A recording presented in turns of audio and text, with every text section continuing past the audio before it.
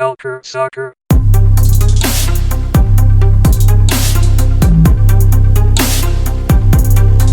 Bonjour et bienvenue à ce nouvel épisode de CS à l'érable, donc Culture Soccer à l'érable. Comme d'habitude, votre animateur Hadi Raphaël ici, rejoint comme d'habitude aussi par Daniel Cameron. Salut Daniel, ça va bien aujourd'hui? Salut Hadi, ça va comme toujours et toi?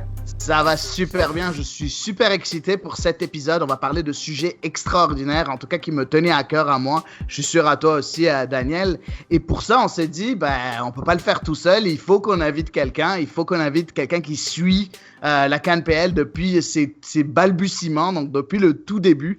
Et on n'a pas trouvé quelqu'un de mieux que Kevin Laramé. Salut Kevin, ça va bien aujourd'hui? Ça va très bien, messieurs. Merci beaucoup de m'avoir invité à l'émission. Quand tu parles de la Ligue canadienne, c'est quelque chose qui vient de me chercher parce que pendant des années et des années, c'est un besoin qui était, je crois, plus que laissé vacant. Maintenant, au moins avec l'arrivée de la première Ligue canadienne et éventuellement en espérant des équipes au Québec, on va pouvoir vraiment couvrir ce vide canadien, même si l'Impact en MLS a réussi à couvrir mon vide soccer, mais je dois avouer qu'une petite équipe à Laval un jour pourrait aider la ville de mon enfance. Exactement, une ville à Laval, une ville à Québec, une ville au Québec. C'est tout ce qu'on veut. On veut une équipe au Québec. C'est ça qu'on veut et on la suivra, c'est sûr, avec beaucoup d'attention, bien évidemment. C'est pas qu'on suit pas les autres équipes. Au contraire, on est là pour suivre toutes les équipes à travers le pays. Mais une ville au Québec, dans la province du Québec, serait encore plus appréciée, bien évidemment. Donc c'est ça. Donc je suis vraiment très content de te recevoir, Kevin. Vraiment, on s'est rencontrés une fois, puis on a parlé deux, trois fois sur les réseaux sociaux, puis je voulais faire un épisode avec toi, puis je me suis dit, c'est assez à l'érable, c'est vraiment ce qu'il faut pour qu'on se retrouve, avec bien évidemment notre ami Daniel, qui est bien évidemment l'expert de culture soccer de la Première Ligue canadienne, donc je n'ai plus besoin de vous le présenter. Donc on va commencer dans le vif du sujet, si vous voulez bien, parce que on a dit depuis le début que cette Ligue canadienne, donc sa première Ligue canadienne, la première Ligue professionnelle au Canada en date d'aujourd'hui, elle avait plusieurs objectifs. Un des objectifs principaux, c'est bien évidemment donner de la chance à nos joueurs, des joueurs locaux, des joueurs du Canada, de faire leurs preuves et de jouer dans un environnement professionnel. Mais il y avait aussi quelque chose d'encore un peu plus précis, c'était de permettre à nos jeunes joueurs de se développer. Plusieurs de nos jeunes joueurs sortaient des académies, que ce soit des académies du côté des équipes de MLS, donc les 3 équipes de la MLS canadiennes qui sont Vancouver, Toronto et au Montréal, ou que ce soit des joueurs qui sortaient des ligues semi-pro, que ce soit la Ligue 1 Ontario, la PLSQ et autres, mais ils n'arrivaient pas à faire le saut directement en MLS, ils n'arrivaient pas à faire le saut même directement en USL avec Ottawa, et il leur fallait une étape supplémentaire. On sait que de très grands joueurs, ça leur prend du temps, il y a plusieurs joueurs à travers l'histoire du soccer qui prennent un peu plus de temps à se développer, puis on avait besoin de donner la chance à ces joueurs-là de continuer leur développement. Et grâce à cette CANPL, on a réussi à le faire. Et c'était une des raisons de la CANPL au tout début. Il y avait une règle instaurée par la Ligue qui demandait à ce que chaque équipe de la CANPL donne au moins 1000 minutes à des joueurs de moins de 21 ans.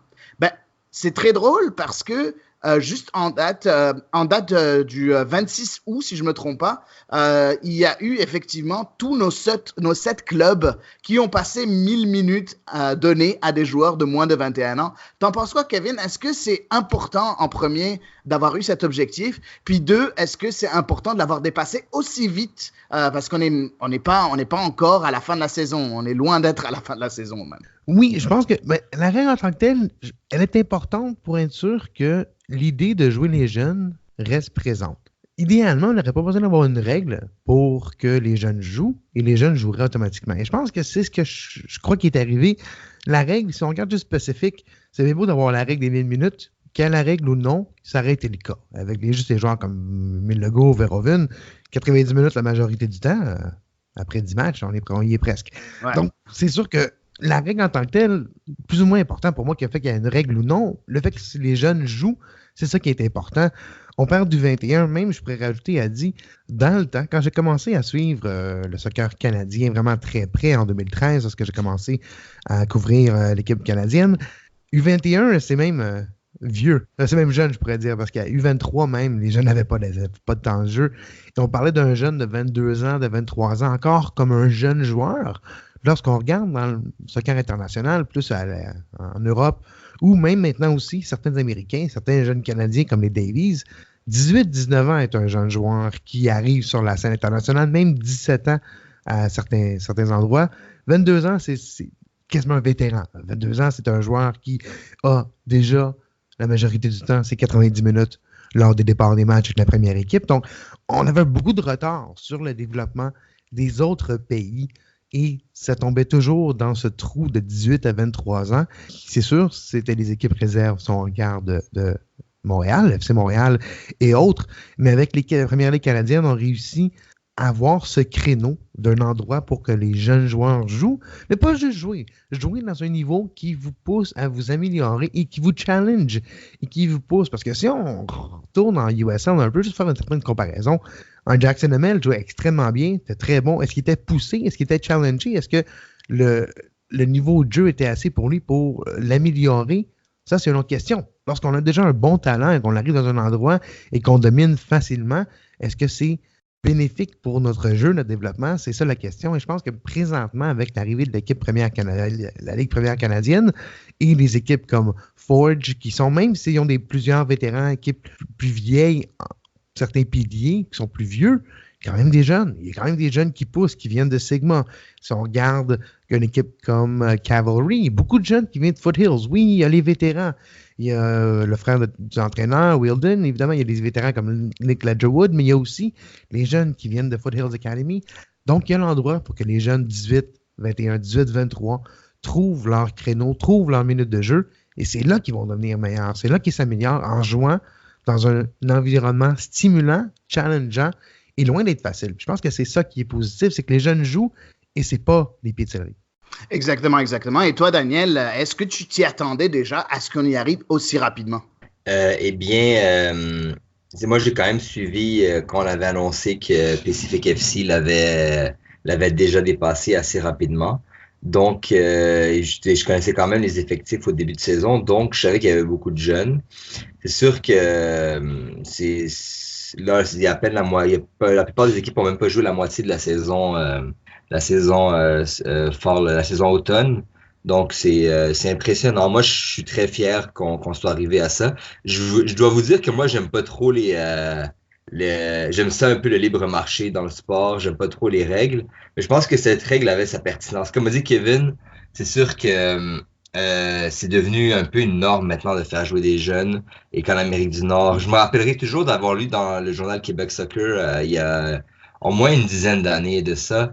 On avait demandé à Patrice Bernier alors qu'il jouait en Europe, ce qu'il pensait par rapport au développement des jeunes au Québec. Il avait dit que lui a eu la chance de jouer jeune à l'Impact de Montréal, mais que très peu de joueurs avaient bénéficié de cette chance-là. Et c'est ce qui a fait en sorte que Patrice Bernier a pu aller très jeune en Europe d'ailleurs. Et revenir aussi quand il y avait encore du bon soccer dans les pieds.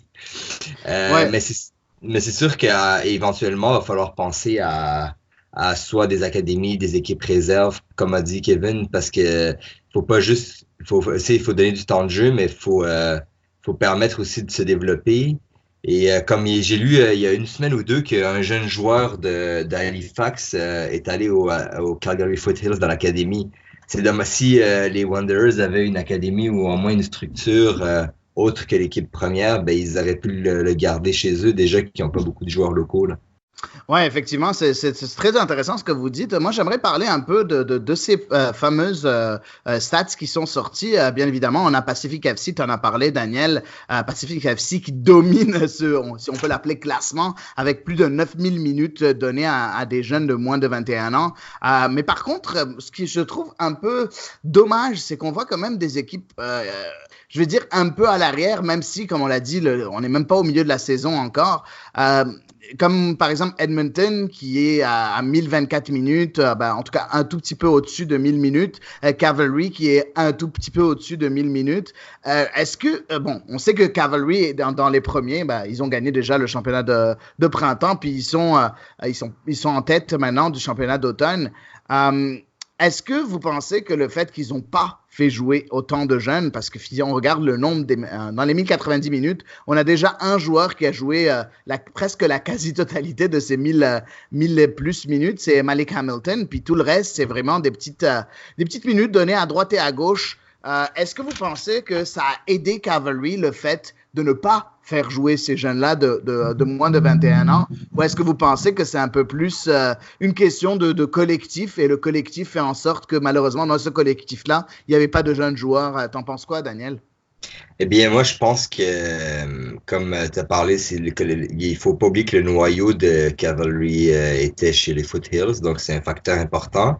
En contrepartie, Pacific FC, ben, faut pas oublier que leur temps de jeu, c'est aussi causé par le fait qu'il y a eu des blessures de plusieurs cadres, dont De Jong et Haber. Ça a donné du temps de jeu à d'autres joueurs plus jeunes. Je veux dire, Cavalry a eu des blessures aussi, mais puis en même temps, on voit que, par exemple, Gabriel Bittard a juste joué un total de 90 minutes. C'était leur premier choix au draft. Ils l'ont pas fait jouer tant que ça. Il y a eu... Cavalry avait une stratégie différente des autres clubs et ils sont premiers maintenant. Mais je pense que oui, pour être au sommet, il faut un mix des deux. Mais c'est sûr que quand tous les matchs sont importants, que les joueurs réguliers sont là, c'est moins tentant de faire tourner, là. D'accord. Et toi, Kevin, t'en penses quoi? Est-ce que tu penses qu'effectivement, le fait de ne pas faire jouer autant de jeunes a aidé Cavalry ou bien, comme je l'ai dit, c'est plus un collectif, et comme Daniel a dit, c'est plus un collectif qui était déjà mis en place du temps des Foothills avant même le Cavalry FC? Ben, je vais pouvoir vous en dire un petit peu plus sur les deux projets, parce que c'est deux projets que je suis depuis un petit bout de temps et j'ai justement parlé à Rob Friend hier, le copropriétaire et cofondateur de Pacific FC, et à Tommy, il y a 2 semaines, Tommy Wilden Jr., entraîneur de Cavalry. Deux projets qui sont très différents, mais qui illustrent un peu les deux manières de construire une équipe en passant aux 2-3 premières années de la Première Ligue canadienne, qui sont très différentes. Dans la situation de Cavalry, il se retrouvait avec un noyau de joueurs déjà, pas nécessairement âgés, mais avec un niveau de joueurs qui ont une fenêtre de performance de 2-3 ans maximum en Première Ligue canadienne, dont Nick Ledgerwood, pour être bien précis, et même Jordan Brown, parce que Jordan Brown, selon moi, ne restera pas en Première Ligue canadienne très longtemps. Il aura des offres d'Europe qui reviendront d'ici quelques années. Donc, une fenêtre de performance de 2-3 ans. Donc, c'est maintenant pour le Cavalry, et je crois que c'est cette mentalité qui va derrière leur tactique de jeu, qui vont derrière leur façon de faire une rotation d'alignement si nécessaire, leur performance dans le championnat canadien, leur performance en saison printanière et aussi leur performance en saison d'automne. Il ne faut pas oublier que Forge, ils ont 3 matchs en main, ils vont revenir et Forge ont une très bonne équipe. Mais pour continuer, Cavalry avait cette idée on a l'avantage d'avoir une infrastructure qui était déjà préexistante avant le début de la Ligue. Il faut en prendre l'avantage, il faut gagner maintenant et on aura à jamais le titre de premier champion de l'histoire de cette Ligue, ce qui est fait. Pacific FC se retrouve dans une situation beaucoup plus compliquée où de l'association soccer locale, il n'y en a pas autant. Sur l'île de Vancouver, c'est quand même très limité le nombre de joueurs de soccer local. Donc, côté niveau d'infrastructure de développement de joueurs, c'est quelque chose qui n'était pas présent. Donc, si on regarde leur mouvement de l'entre-saison, d'aller chercher des jeunes prometteurs à l'extérieur, les Emile Legault, les Noah Verhoeven, et maintenant en prêt, Daniel Norman Jr., qui vient de Vancouver et qui passe par Inter Miami, a été échangé à Miami hier, mais est maintenant un joueur avec Vancouver. Si on regarde cette idéologie de Pacific FC, de construire jeune pour que dans 3 ans, on soit une équipe solide, une équipe remplie de vétérans et qui aura grandi ensemble dans cette ligue de façon valable. Et même Pacific FC aura la chance de vendre ses joueurs dans 2-3 ans et faire un profit et pouvoir retourner ce profit, construire d'autres estrades comme qu'ils viennent de dévoiler il y a quelques semaines, d'améliorer l'infrastructure du stade, du club, à engager des nouvelles personnes avec cette idéologie de pouvoir faire un profit sur la vente de joueurs prometteurs. Ça va aider la grandeur, la grosseur du club et aider le futur du club. Donc, c'est 2 clubs qui ont une idéologie vraiment différente, mais qui sont valides, je crois, les deux, pour la Première Ligue canadienne. Bien évidemment, c'est extrêmement valide. Et puis, il ne faut pas oublier aussi que Cavalry FC a encore accès aux Foothills. Donc, c'est sûr qu'ils ont des jeunes joueurs aussi qui se développent là-bas. Donc, même si quand ce noyau de joueurs-là, qui sont quand même assez expérimentés, arrive à un moment où, effectivement, ils ont des offres en Europe ou bien ils veulent mettre un terme à leur carrière, bon, il n'y en a pas de trop vieux non plus, mais si jamais ça arrive, à ce moment-là, il y aura toujours des jeunes pour les remplacer qui viennent des Foothills, n'est-ce pas, Kevin? Exactement. Et on risque de voir la même chose aussi à Forge. On va voir les jeunes transferts de segments arriver vers les 17, 18, 19 ans pour pouvoir justement donner un petit coup de jeunesse à cette équipe d'ici quelques années. Mais la règle des 1000 minutes peut être un boulet. Si on a une équipe comme, exemple, Tommy Wilden Jr. qui est à peine passé les 1000 minutes, on a quand même beaucoup de matchs à jouer. Il faut juste avoir en tête de jouer quelques jeunes qu'on sait qui peuvent ne pas nous nuire sur le terrain et se rendre aux 1000 minutes. Mais je suis un peu d'accord aussi avec ce que Daniel disait. L'aspect règle, on doit être obligé de jouer à ça. Je pense que la Ligue n'a pas le choix cette année, mais éventuellement, il faudrait juste partager une idéologie. Puis c'est sûr que tout le monde fait partie de faire jouer les jeunes Canadiens. Et dans l'idée principale de cette ligue, pour être sûr que cela est respecté, c'est pour ça qu'il y a la règle. Et je crois qu'après 3, 4, 5 ans, si on voit que les joueurs et toutes les équipes respectent cette règle facilement, je pense qu'éventuellement, on aura besoin de le mettre sur papier, mais des fois, on n'a pas le choix dans la vie de mettre une règle si on va être sûr que les gens ou les équipes font ce qu'on veut. Parfait. Bon, écoute, c'est parfait. On a déjà parlé de ce premier segment-là. Je trouve que c'est très intéressant de voir la Ligue se développer et permettre à ces jeunes joueurs-là de se développer. C'est quand même extrêmement intéressant. On va poursuivre avec, bien évidemment, les résultats de la Première Ligue canadienne qui se sont déroulés depuis le dernier podcast. Bien évidemment, à cause de à cause du fait qu'il y a eu le long week-end et puis que c'était la fête du travail, je pense que c'est la raison pourquoi il n'y a pas eu beaucoup de matchs. Il y a juste eu 2 matchs depuis le dernier podcast. Le premier, aujourd'hui, pour ceux qui nous écoutent, aujourd'hui, on est le 4 septembre, donc mercredi 4 septembre. Donc, il y a eu 2 matchs. Le premier a été joué entre Halifax et Edmonton sur un score nul et vierge de 0-0. Kevin, est-ce que tu peux nous parler un peu de ce match-là? Est-ce que c'est quand même décevant de voir un 0-0, même si, bien évidemment, c'est 2 équipes qui n'ont pas beaucoup de qualité devant, en tout cas, à part Edmonton, mais Edmonton a joué tellement défensif dans ce match-là. Bref, parle-nous un peu de ce match-là. T'as trouvé quoi t'as trouvé comment ce match-là, en fait, entre Edmonton et Halifax, qui jouait à Halifax même? C'est sûr que c'est un match 0-0. C'est un voyagement qui est quand même assez difficile à Halifax. Je pense qu'on oublie un peu des fois l'effet du voyagement. Les jambes sont lourdes. Quand je dis du voyagement, c'est autant pour le Wanderers en tant que tel que pour Edmonton, lorsqu'il joue sur la route et revient à la maison. Ou FC Edmonton, parti d'Edmonton et traverser quasiment le pays au complet pour aller dans les Maritimes pour jouer contre Halifax. Ça fait que c'est des matchs qui sont un petit peu plus conservateurs. Défensifs, oui. Conservateurs. Économiser les énergies, je pense qu'il est un mot que... Les mots... si on était au basketball, on dirait le load management de Kawhi Leonard. Je pense qu'il est une idéologie que les Wanderers utilisent cette année, malheureusement au détriment des résultats. Mais c'est un match qui ne passera pas à l'histoire. Je pense que qu'est-ce qui va passer à l'histoire, c'est le fait que le Wanderers Ground était plein. Ce samedi, j'avais quelques amis qui étaient là aussi au match à Halifax, au Wanderers Ground, qui étaient pleins pour la fête du travail, et c'est ça qui est important. La première fête du travail de l'histoire de la Première Ligue canadienne, un programme double sur One Soccer. C'est ce qu'on va voir tous les années, ou peut-être même plus qu'un programme double. Espérons un programme triple l'année prochaine. Mais la fête du travail sera célébrée sur le terrain par la Première Ligue canadienne. Et ça, c'est le fun. À la maison, jour de congé, sur le divan, on ouvre l'ordinateur puis on regarde du soccer.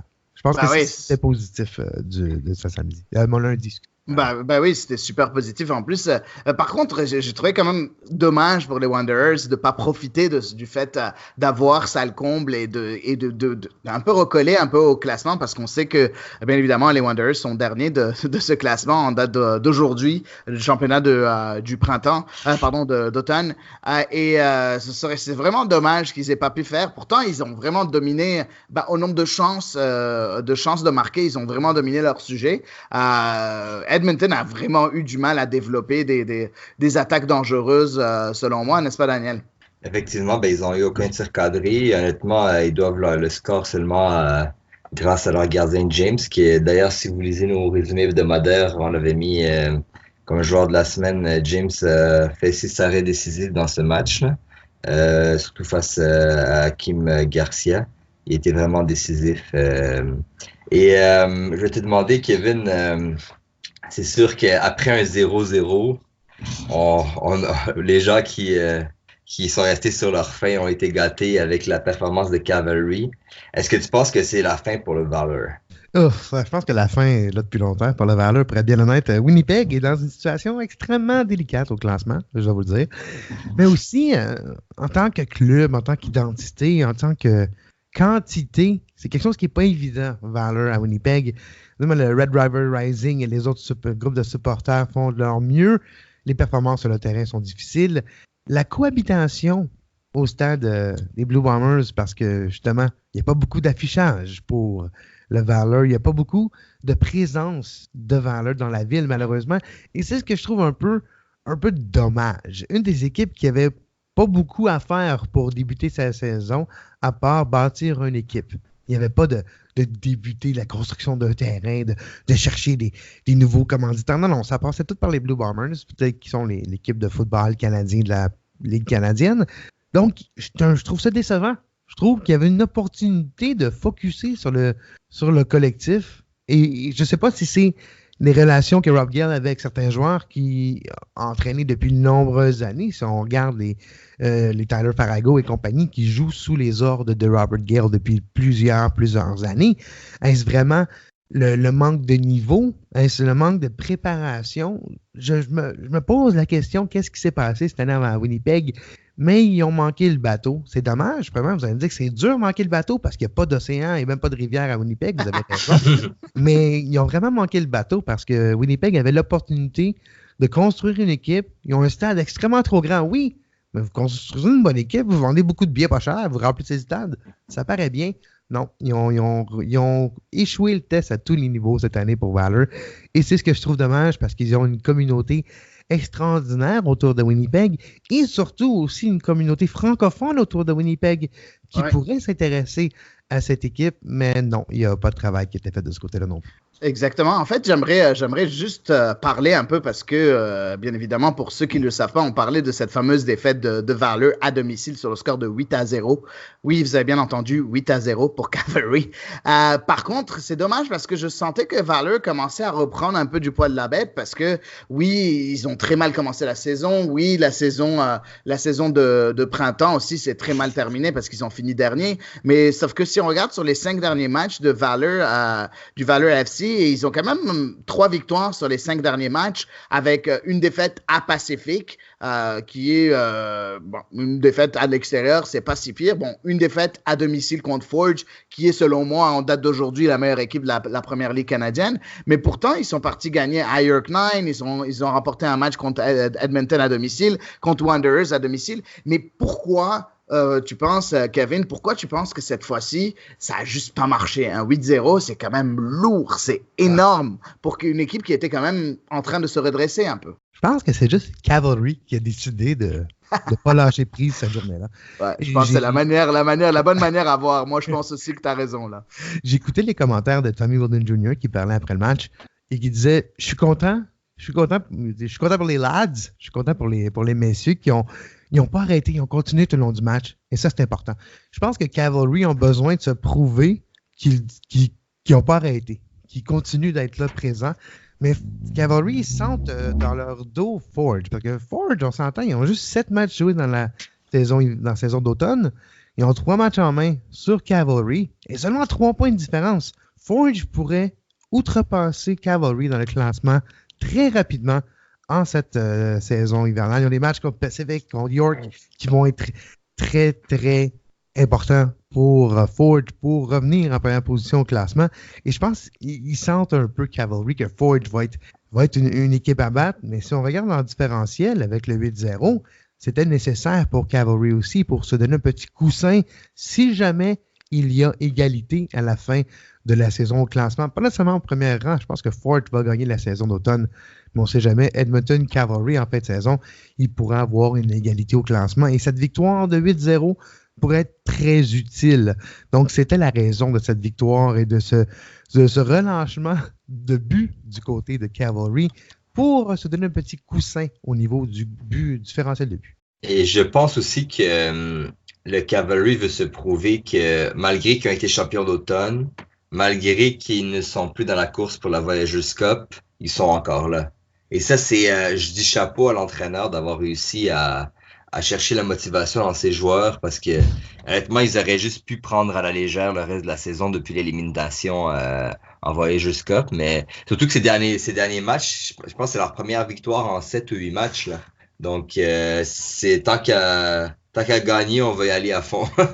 Ouais, effectivement. En tout cas, bref, c'est très important tout ça. Et si on regarde, bien évidemment, ce classement-là, on regarde que Cavalry maintenant à 19 points avec 10 matchs joués. Tu en as parlé, Kevin. Forge a 7 matchs seulement joués et 16 points. Donc, 3 points de retard, sauf qu'avec 3 matchs en moins. Donc, c'est quand même très possible qu'il passe devant. Après, on a Edmonton avec 10 matchs joués, 14 points. Puis après, on voit Valor maintenant, mais qui a quand même 11 matchs joués puis 12 points récoltés. Derrière eux, il y a Pacific York, 9 matchs joués, 11 points, 10 points.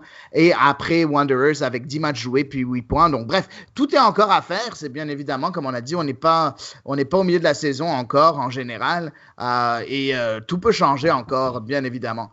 On passe juste après à au prochain segment, qui est en fait, bien évidemment, la CONCACAF League. La CONCACAF League, on le sait, notre équipe qui représentait la CONCACAF League, c'était le Forge FC, qui malheureusement n'a pas réussi à passer l'obstacle CD Olympia, le club hondurien. Ils ont fait un match nul à domicile à Hamilton avant de vraiment s'écraser et vraiment se... Non, ils ont gagné à domicile. Effectivement, tu as complètement raison, Daniel. Ils ont gagné à domicile sur le score de 1-0, excuse-moi, avant qu'au match retour, ils n'arrivent pas à se défaire de CD Olympia et en fait, qu'ils concèdent une grosse défaite. Tu as pensé quoi de cet affrontement, Kevin? On le sait que CD Olympia, quand même, c'est un gros club. Est-ce que c'est encourageant pour Forge FC malgré la grosse défaite ou est-ce que pour toi, tu trouves qu'ils auraient dû au moins faire mieux et ne pas perdre aussi lourdement?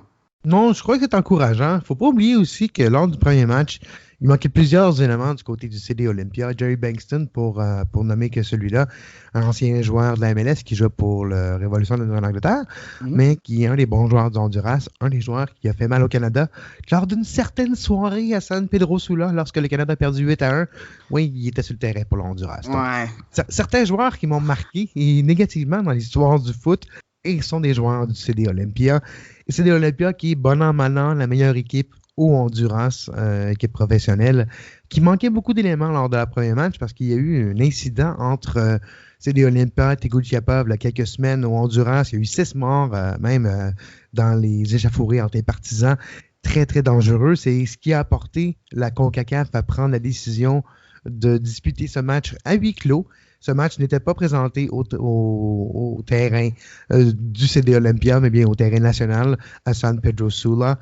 L'endroit même où le Canada a perdu 8-1 et l'endroit même où plusieurs équipes canadiennes ont perdu au cours des années.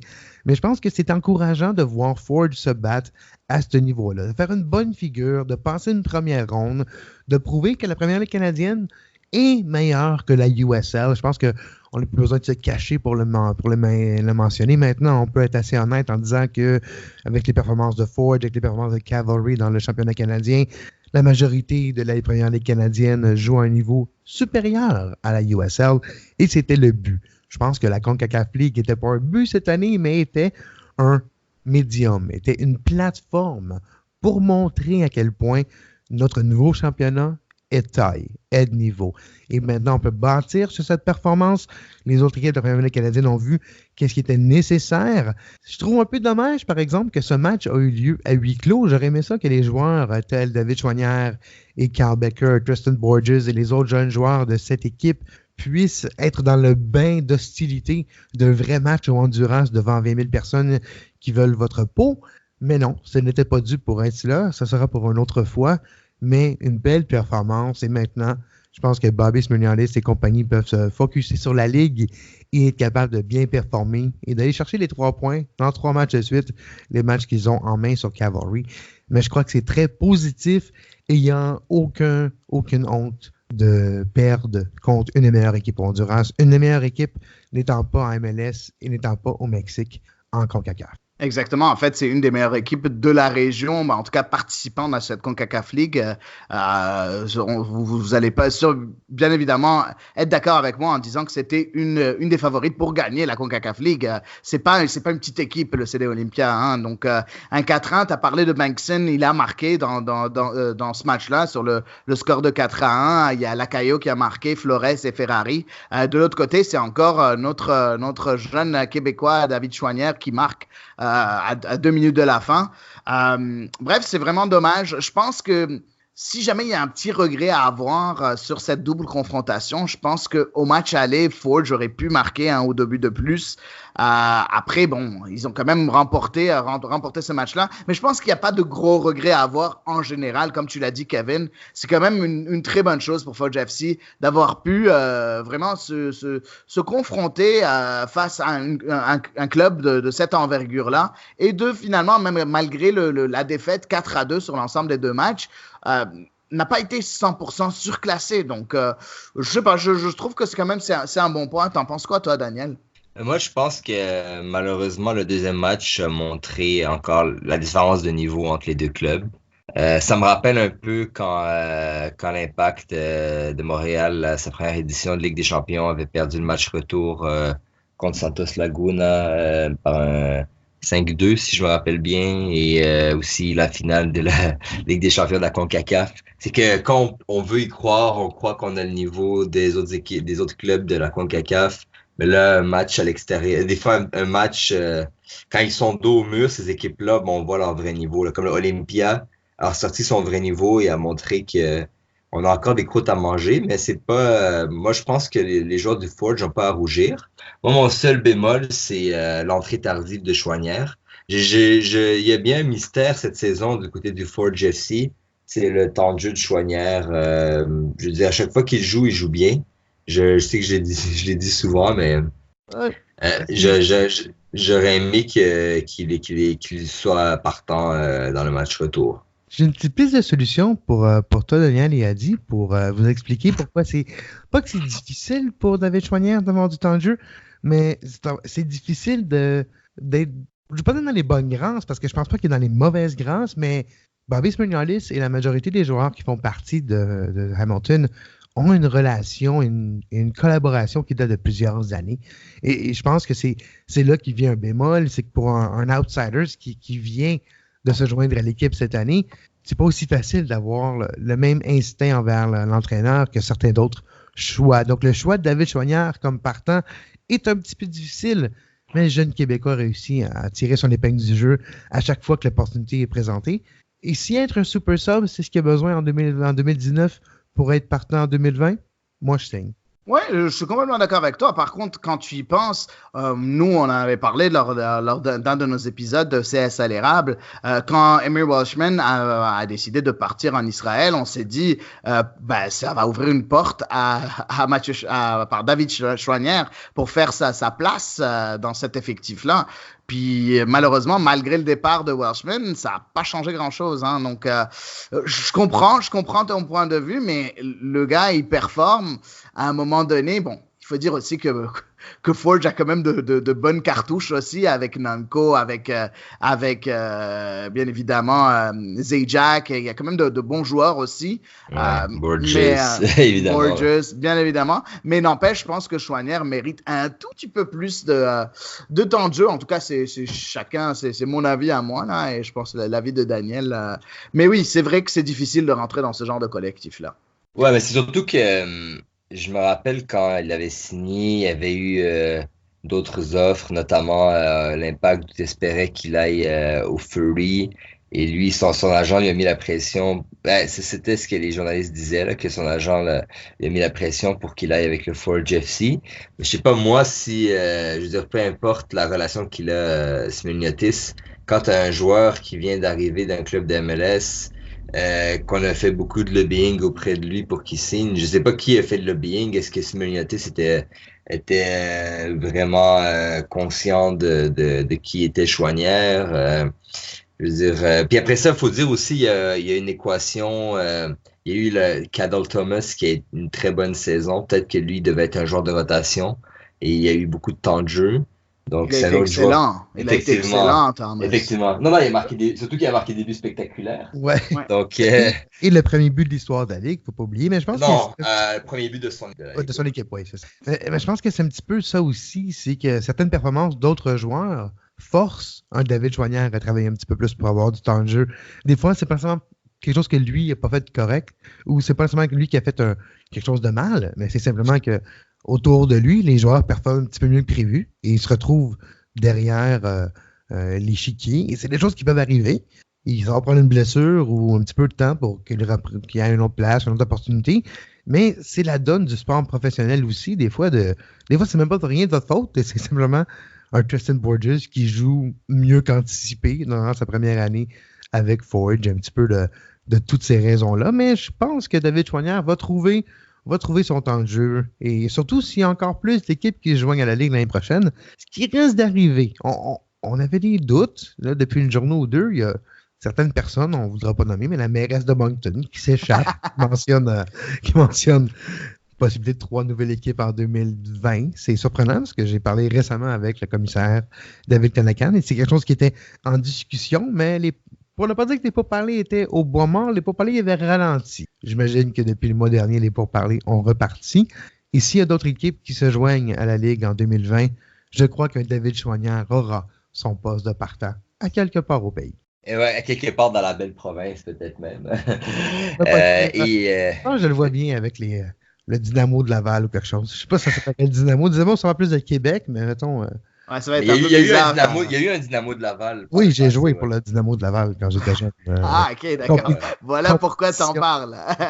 Par rapport à ça, Kevin, je voulais te demander, tu penses quoi de... Tu as sûrement entendu l'entrevue de CBC avec les deux instigateurs de vouloir relancer un peu le dossier Moncton en CanPL.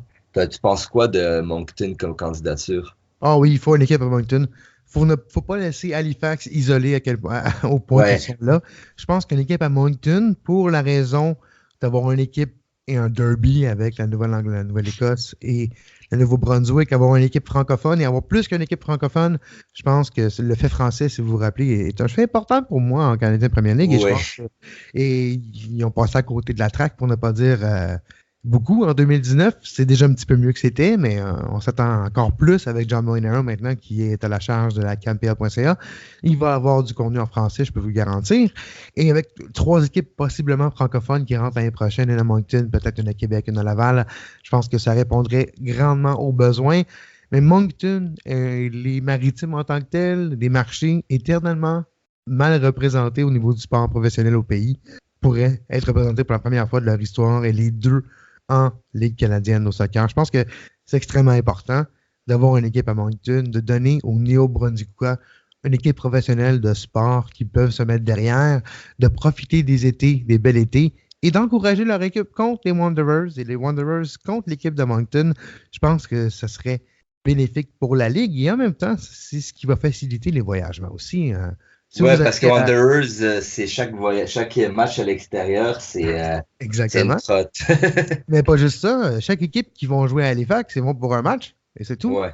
Au moins, là, il faut toujours planifier. OK, on va à Halifax, on va à Moncton, on retourne à Halifax, on retourne à Moncton. Alors ensuite, on vient à la maison, on vient de faire deux séries de matchs et on économise un petit peu sur les vols. Je pense que si je me fie aux commentaires de Rob Friend, copropriétaire de Pacific FC qui m'a mentionné hier, les voyagements et le calendrier risquent de changer beaucoup en 2020 avec l'arrivée de certaines équipes et la possibilité de faire quelques matchs lors d'un même voyage. Je pense que tout ça commence à faire du sens et on commence à voir l'année 2020 prendre forme devant nos yeux. J'ai bien hâte parce que là, on est bien, mine de rien, octobre, la fin octobre, début novembre rapproche. Puis on n'a toujours pas eu de nouvelles, fait que c'est sûr qu'on a tous hâte par rapport à ça. Là. Le jour où ça va être annoncé, je dis ça à nos auditeurs, là, vous allez le savoir assez vite. Exactement, et j'espère que ce sera le plus vite possible, en tout cas parce que on l'attend cette équipe, que ce soit au Québec, que ce soit dans une province un peu plus portée sur le français comme le Nouveau-Brunswick. On l'attend avec impatience, étant le seul podcast francophone sur la Première Ligue canadienne. Croyez-nous, on est encore plus attentif à ça que vous le pensez. Et juste après, on aimerait parler un peu de la Ligue One Ontario qui sera diffusée sur One Soccer. T'en penses quoi, Kevin, par rapport à cette nouvelle-là? Est-ce que tu penses que la PLSQ devrait suivre à un moment donné? Ou bon, je sais ça devrait suivre, même si la PLSQ n'appartient pas à la CanPL comme la Ligue One Ontario. Est-ce que tu as entendu, tu as des petites rumeurs par rapport à la PLSQ versus One Soccer versus la CanPL? J'ai pas entendu des rumeurs, non, et j'ai posé des questions aux acteurs principaux cette année, et ce qu'on m'a dit, c'est qu'éventuellement, oui, il va y avoir plus de collaboration. Je pense qu'on va s'attendre éventuellement à ce que les équipes de la PLSQ aient plus de collaboration avec les équipes de la Première Ligue. Il va y avoir des liens plus clairement établis. Mais je pense que vos auditeurs, je pense que c'est important qu'ils savent, il n'y a rien de facile avec la Fédération de soccer du Québec, il n'y a rien de facile avec la PLSQ, il n'y a rien qui est rapide, et il n'y a rien qui est bien facile. Faut travailler fort. Bienvenue au Québec. Oui, non, mais c'est pour avoir une réponse, pour avoir un retour d'email, pour avoir une passe média, pour avoir une entrevue avec Soccer Québec, c'est pas facile. Ça étant dit, il y a un niveau de professionnalisme qui existe avec la Ligue 1 Ontario, qui existe avec la Ligue première canadienne, qui n'est pas encore présent avec la PLSQ et avec la Fédération de soccer du Québec. Il y a un certain niveau de professionnalisme qu'on a vu, par exemple, des matchs de l'AS Blainville en championnat canadien cette année ou l'année passée, avec quelques...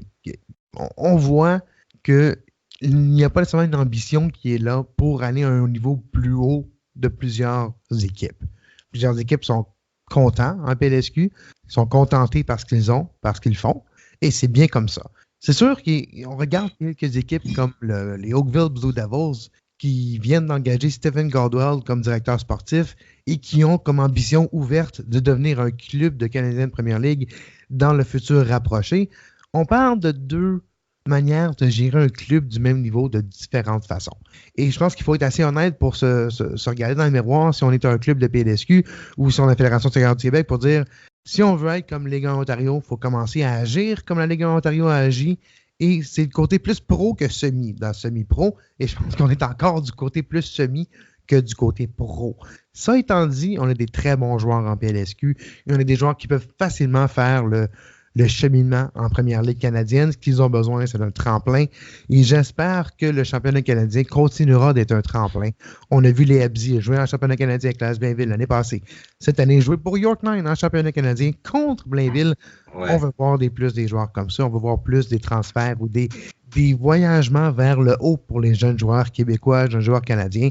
Et j'aimerais ça qu'il y ait plus d'ambition en PLSQ et avec la Fédération de soccer du Québec. Et comme vous vous en doutez par mon ton de voix et par ma réponse, c'est dommage qu'il ne soit pas là. Ouais, j'avoue que c'est pas le cas. Et je suis content que tu aies parlé un peu de l'organisation un peu à Blainville. On y était. C'est là où je t'ai rencontré pour la première fois, Kevin. Puis j'avoue que je m'attendais à quelque chose d'un peu plus pro.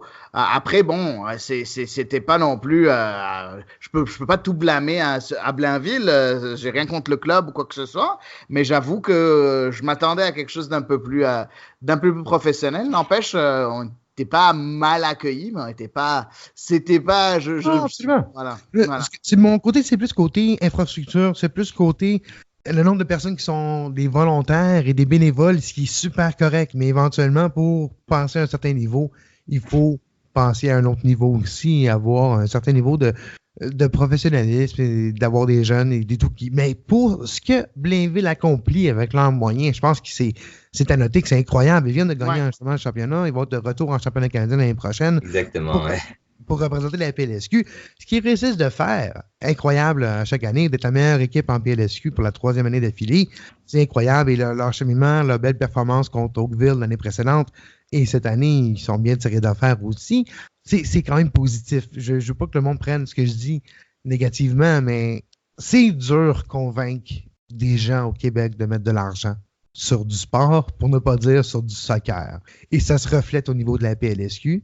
Et ça va se refléter éventuellement au niveau de la Première Ligue canadienne lorsqu'il y aura des équipes en Première Ligue canadienne, parce qu'il va en avoir.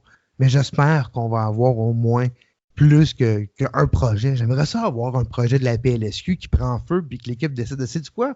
On va prendre notre ambition on va prendre le moyen de nos ambitions, on va trouver les fonds nécessaires et on va trouver les 10 millions, on s'en va en Première Ligue canadienne et on bâtit un projet. Mais je le ferai, là, mais j'ai pas le 10 millions. C'est la seule chose qui m'en empêche, mais c'est quand même un grand obstacle. Mais c'est sûr, j'ai le côté utopique, le côté romantique de l'équipe de foot en moi qui parle. Donc, c'est sûr que c'est plus facile pour moi de dire « Oh non, investissez dans le soccer! Faites ce que vous faites, prenez au sérieux, puis continuez. » C'est un travail de passion. Mais moi, je suis qui pour dire ce que les gens en PLSQ font là, c'est pas correct? Non, c'est sûr. Moi, je vois avec l'idéologie de la Première Ligue canadienne, l'idéologie de voir une équipe grandir, continuer, et l'aspect romantique finalement de voir une équipe commencer avec rien sur un coin de table qui fait ses débuts en Première Ligue canadienne, mais on vit pas dans l'utopie, malheureusement. Ouais, mais honnêtement, je trouve que c'est... je me rappelle quand la CanPL avait annoncé qu'ils allaient acquérir la Ligue One Ontario. C'est sûr que moi-même, j'étais un peu jaloux. Là, puis là, je me rappelle que David Canagan avait dit que il n'y avait pas de discussion avec la PLSQ pour le moment. Par la suite, la PLSQ a commandé une étude d'une firme pour se positionner un peu dans le monde du soccer canadien. Donc ça laissait un peu entrevoir ce qui est... Je sais pas si c'était supposé être positif ou négatif. Je trouve que c'est positif dans le sens qu'ils prennent les devants, ils attendent pas que le train passe. En contrepartie, là, la Ligue One Ontario, elle est diffusée, la finale féminine a été diffusée la semaine passée. La finale masculine va être diffusée dans quelques semaines. Puis entre-temps, la PLSQ, on la regarde en streaming, qui est de la moins bonne qualité. Pourtant, là, comme tu l'as dit, le niveau est là. Surtout Blainville, comme tu as dit, ça fait 3 années de suite. Ouais. Il est envoyé jusqu'à... Longueuil. On parle de 3 entités qui ont du succès au cours des années. Et c'est dommage, il n'y a rien qui grandit autour de ce succès-là.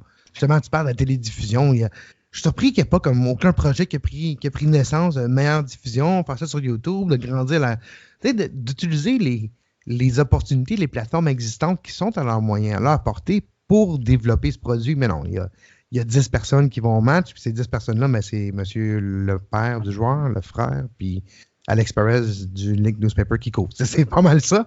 Mais, par exemple, pour revenir à One Soccer, c'est là que je trouve que c'est peut-être important. Si je suis la PLSQ, peu importe la relation que j'ai avec One Soccer, Media Pro, Canadian Soccer Business, je cogne à la porte de One Soccer, puis je suis comme Kurt, salut Kurt. Okay, moi, je suis Camille Zamdi. C'est moi qui est commissaire de la Première Ligue du Soccer du Québec et de Fédération Soccer du Québec. Comment qu'on peut s'arranger pour que mes matchs sont à ta télévision?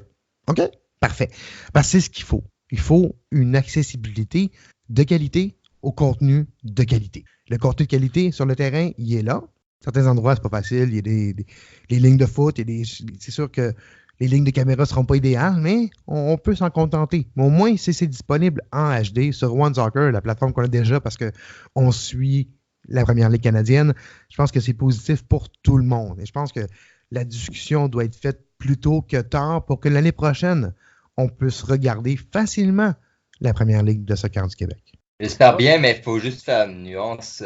Si je me trompe pas, il n'y a pas eu beaucoup de matchs de la Ligue One Ontario qui ont été diffusés sur One Soccer non plus. Seulement les finales. C'est les finales, exactement, ouais. L'année prochaine, il y aura un match de la semaine. Donc, l'année prochaine, il y aura un match de la semaine de la Première Ligue Ontario masculine et féminine qui sera diffusé sur One Soccer. On a eu les confirmations du commissaire Dino Rossi il y a quelques semaines déjà. Excellent, ça c'est une très très bonne idée. Juste pour revenir un peu sur la PLSQ, Blainville a remporté effectivement le championnat, mais vraiment sur la différence de but face aux Griffons de Montréal-Outremont, je tenais à le dire, qui eux aussi sont des habituels seconds. Très souvent second dans ce championnat-là.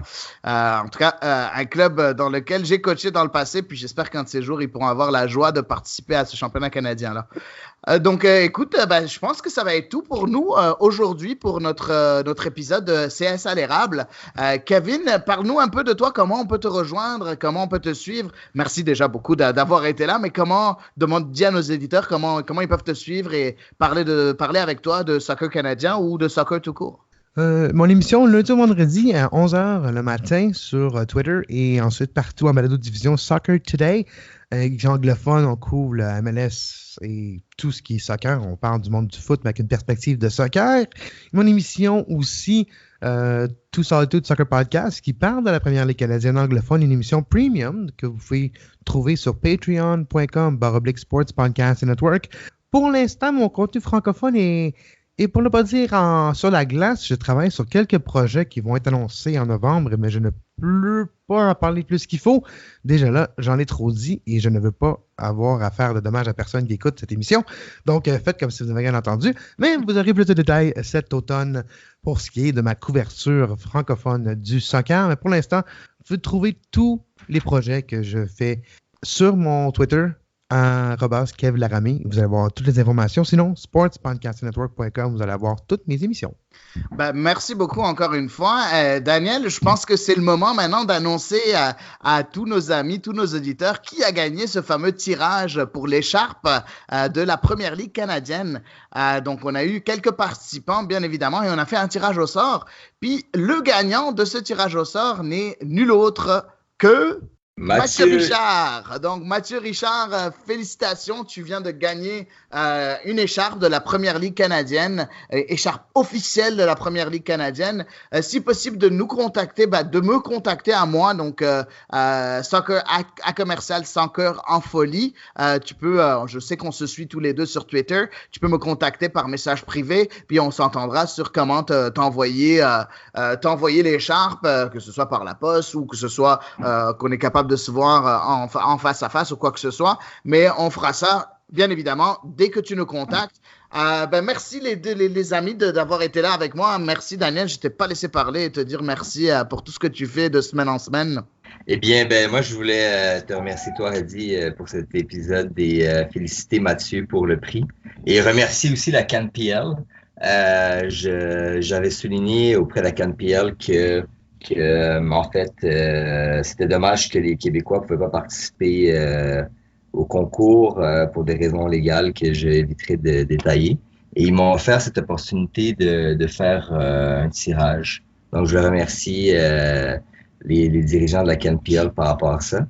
Je voulais aussi remercier Kevin Laramie pour être venu et aussi, je me rappelle ton cri du cœur il y a quelques mois par rapport au contenu français sur le site de la CanPL. Et quelques semaines après, Arcadio a écrit son premier article dans le site. Donc, je sais pas si c'est un hasard ou pas, mais je voulais te remercier, Kevin, pour ce que tu fais pour le soccer canadien en français surtout.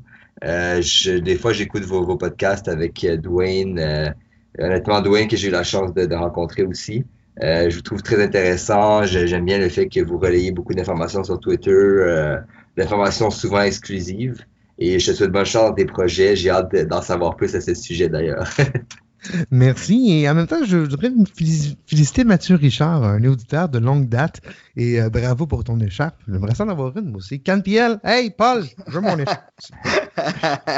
Parfait. Écoute, merci encore, Kevin, pour tout. Merci à tous les auditeurs de nous écouter de semaine en semaine. Je vois qu'il y a de plus en plus d'auditeurs qui s'ajoutent à la liste. N'hésitez pas à nous en parler si jamais vous avez des sujets, vous voulez qu'on parle de certains sujets ou quoi que ce soit. Je sais que Mathieu lui-même a demandé à ce qu'on ait des entrevues à droite et à gauche. On y travaille, vous en faites pas. Et voilà, merci de nous suivre et de continuer à nous suivre. Et voilà, je vous souhaite à tous une très bonne semaine et ce sera à la semaine prochaine. Merci encore.